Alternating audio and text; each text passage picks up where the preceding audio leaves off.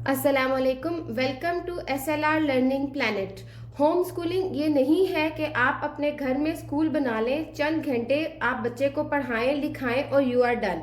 कम से कम 3 साल से पहले बच्चे के लिए कोई फॉर्मल लेसन नहीं होना चाहिए। अगर आपको लगे कि आपका बच्चा इंटरेस्ट शो कर रहा है तो आप अपने बच्चे को अल्फ़ाबेट, नंबर्स और हरूफ शुरू करवा सकते हैं, लेकिन याद रखिए ये सब कुछ आपने फन वे में सिखाना है, खेल खेल में सिखाना है। हर बच्चा दूसरे बच्चे से मुख्तलिफ होता है। दो बच्चों को कभी भी आपस में कंपेयर नहीं करना चाहिए।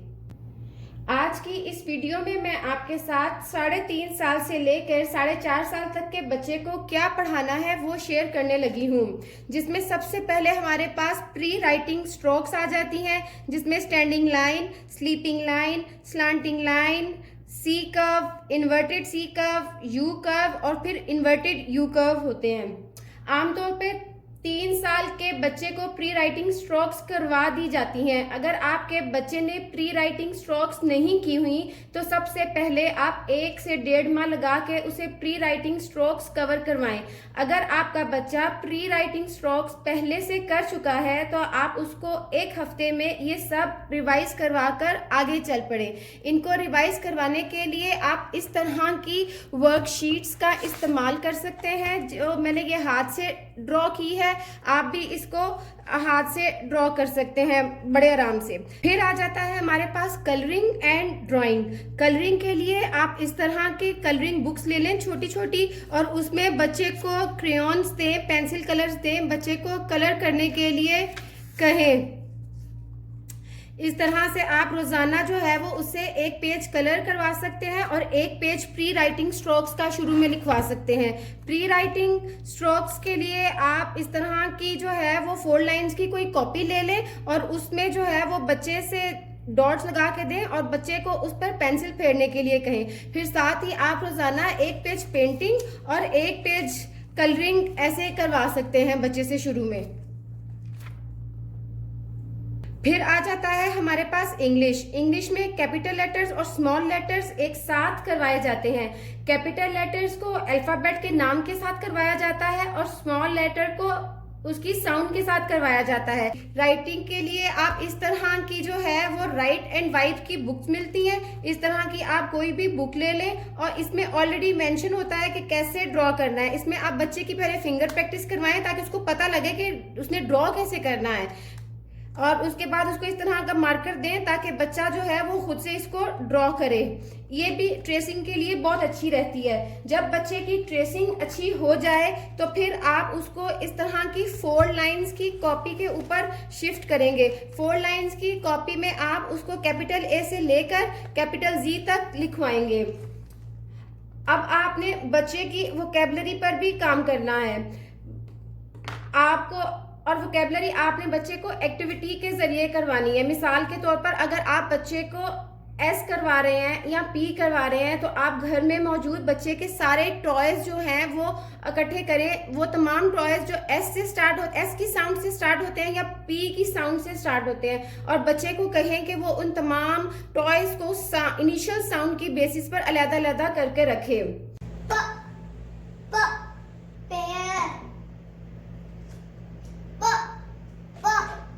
Plate. Panda. Plate. Police car.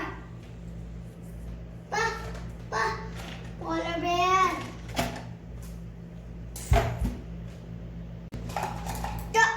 For train.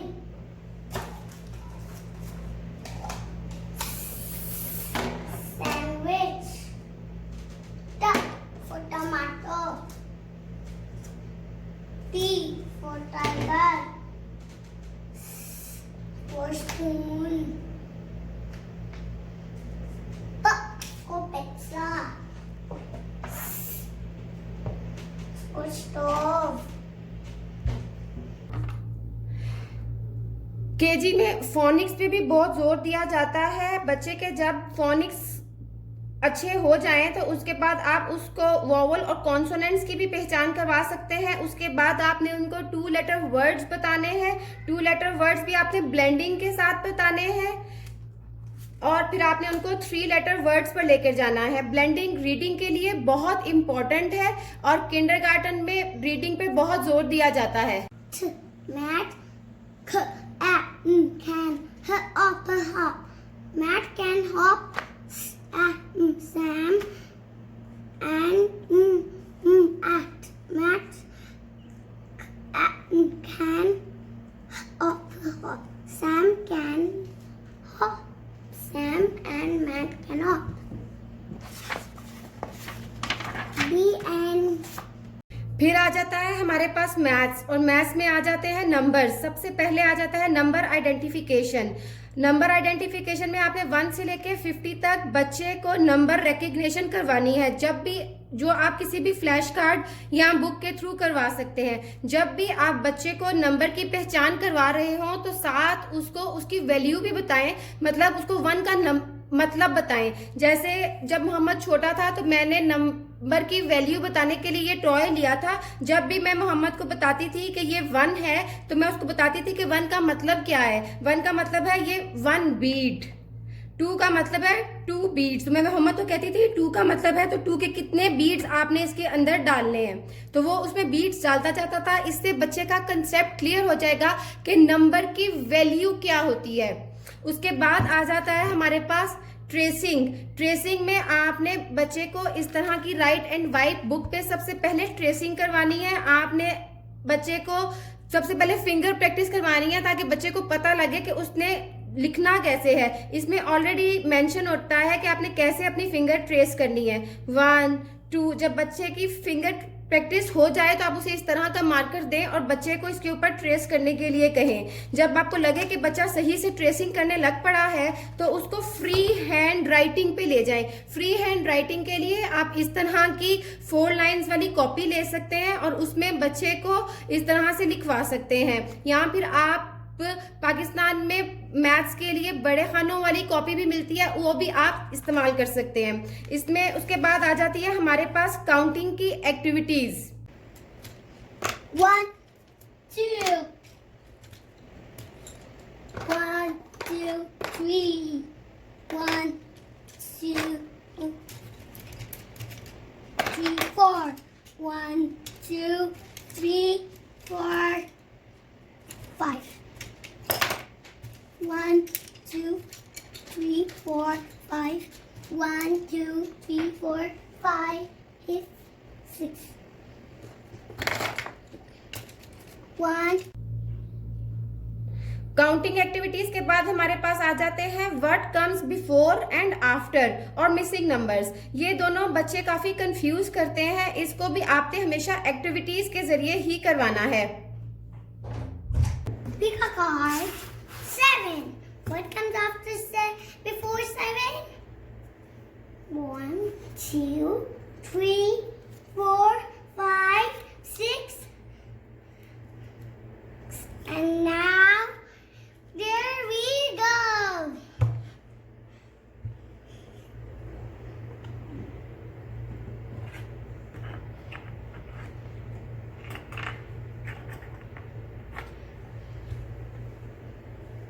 And what comes after 7?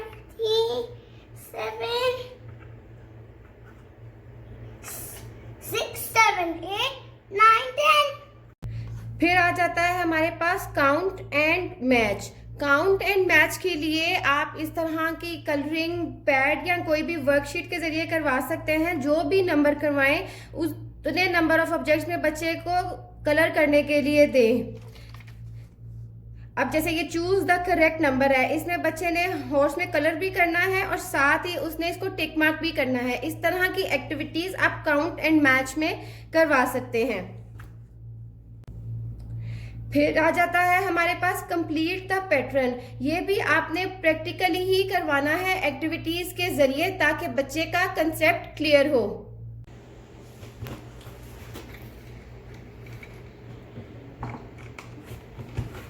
Light blue, then dark blue.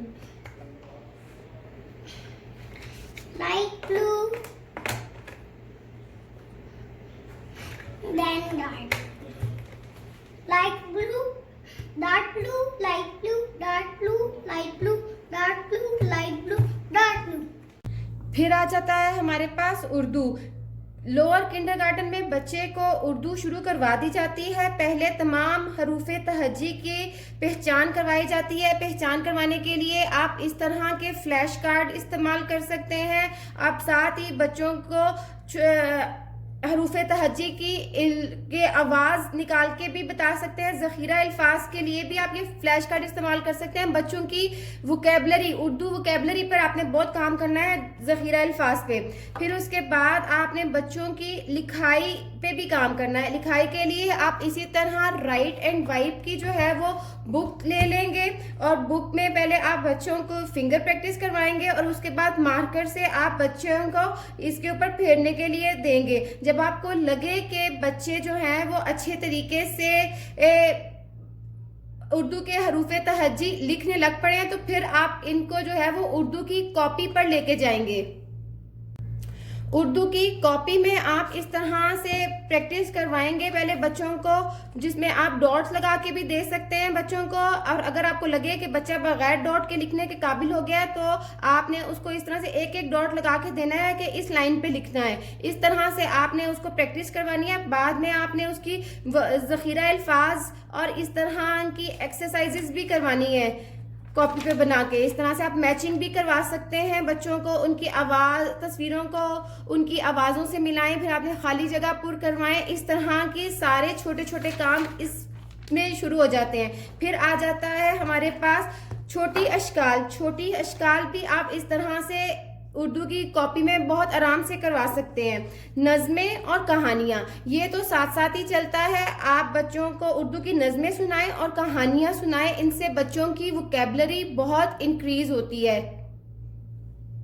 फिर आ जाता है हमारे पास इस्लामिक स्टडीज़। इसमें सबसे पहले तो आपने बच्चों को अल्लाह ताला का तारुफ करवाना है। फिर आपने बच्चों को पहला कलमा याद करवाना है। बच्चों को आपने खाने के आदाब सिखाने हैं हदीस की रोशनी में। बच्चों को आपने जो है वो इल्म में इजाफे की दुआ पढ़ानी है, रब्बे ज़िदनी इल्मा, वो भी आपने ज़ुबानी याद करवाने हैं। फिर आपने बच्चों को एक अच्छे मुसलमान कैसे बनते हैं वो बताना है। सलाम में पहल करना, कोई भी काम करने से पहले बिस्मिल्लाह पढ़ना, जज़ाकल्लाह और बड़ों का अदब करना। इस तरह की तमाम बातें आपने बच्चों को सिखानी है।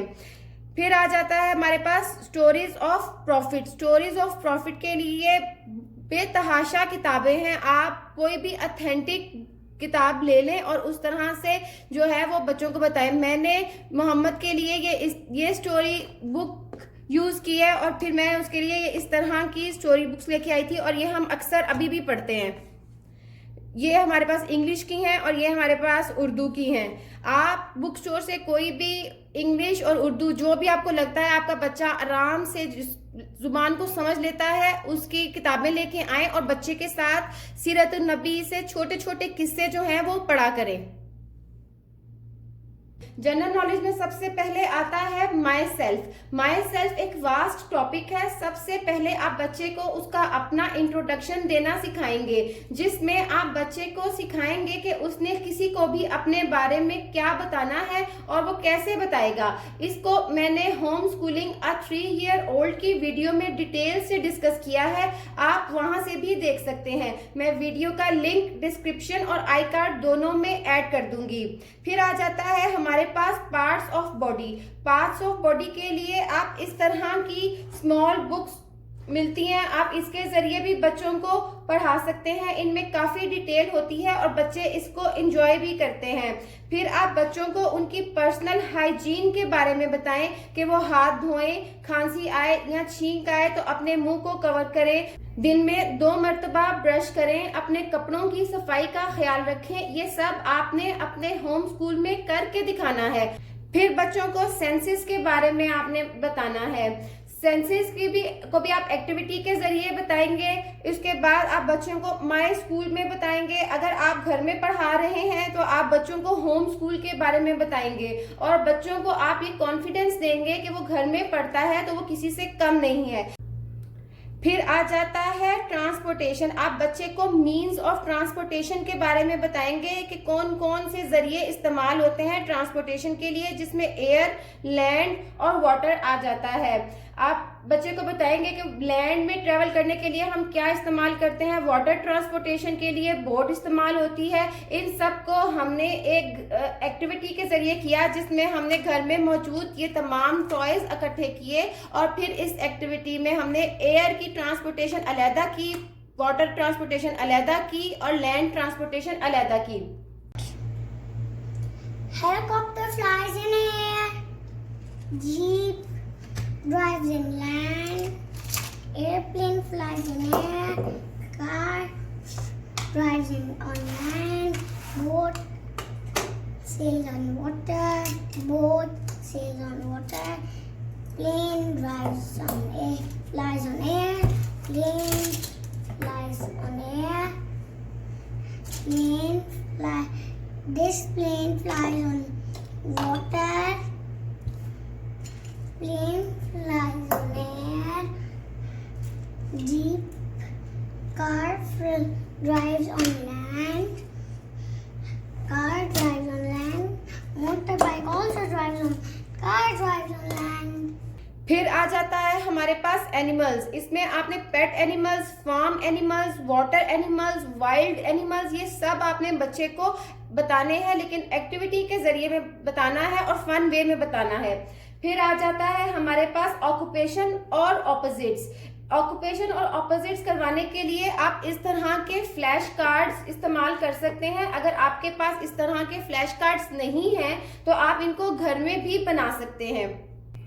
जनरल नॉलेज एक बहुत वसी टॉपिक है। आप इस टॉपिक में अपने बच्चे को जो कुछ सिखाना चाहते हैं आप इसमें सिखा सकते हैं। ये मैंने आपको सिर्फ एक आइडिया देने के लिए यहाँ पे चंद चीजें ली हैं। आप इसमें जो सिखाना चाहते हैं आप अपने बच्चे को यहाँ पे ऐड कर सकते हैं। फिर आ जाता है हमारे पास अदर एक्टिविटीज। अदर एक्टिविटीज में आप सबसे पहले तो बुक रीडिंग किया करें बच्चे के साथ। कोई भी बुक ले लें, उसके साथ बच्चे के साथ बैठ के वो बुक रीडिंग किया करें। मैं मोहम्मद के साथ ये इस तरह की बुक पढ़ती हूँ जिसमें चिल्ड्रंस 2000 वर्ड्स की डिक्शनरी है। इसमें पिक्चर्स बनी हुई है और छोटी छोटी लाइंस एक छोटी छोटी स्टोरी के तौर पे लिखी हुई हैं। आप एक पिक्चर लेके उसको अपनी तरह से स्टोरी भी बना सकते हैं। ये पूरी बुक आप उसके साथ पढ़ें, उसकी बच्चों की वोकैबुलरी में इजाफे का सबब बनती है ये, और बच्चों को मुताले का शौक भी पैदा होता है। फिर आ जाती है एक्टिविटी बुक्स। इस तरह की एक्टिविटी बुक ले लें जिसमें पजल्स भी होते हैं और दूसरी एक्टिविटीज भी होती हैं। इससे बच्चों के ब्रेन डेवलपमेंट होती है, बच्चों का विजन जो है वो काफ़ी वसी होता है। बच्चे जो है वो पजल भी 2 पीसेस पजल, 3 पीसेस पजल बच्चे सॉल्व करते हैं। इस तरह का पाथ फाइंड करते हैं तो बच्चों का बहुत अच्छा, और ये डॉट टू डॉट एक्टिविटीज भी हैं इसके अंदर, तो ये बच्चों के लिए बहुत अच्छी है। उसके बाद आ जाता है हमारे पास आर्ट एंड क्राफ्ट। आप जो भी काम करें हफ्ते में 1 या 2 मरतबा आर्ट एंड क्राफ्ट जरूर किया करें बच्चे के साथ। अगर आप बच्चे को कोई अल्फाबेट पढ़ा रहे हैं तो उस अल्फाबेट से रिलेटेड आप कोई आर्ट एंड क्राफ्ट कर सकते हैं। अगर कोई नेशनल इवेंट आ रहा है, जैसे 14 अगस्त आती है, तो उससे रिलेटेड आप कोई काम कर सकते हैं। इस तरह की एक्टिविटीज बच्चे में पढ़ाई का शौक पैदा करती हैं।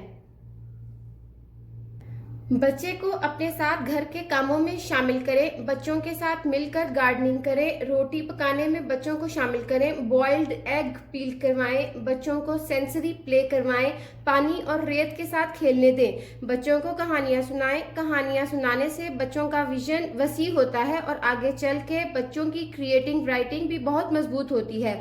अगर आपको आज की वीडियो अच्छी लगे तो वीडियो को लाइक करना और चैनल को सब्सक्राइब करना मत भूलिए। Thank you so much.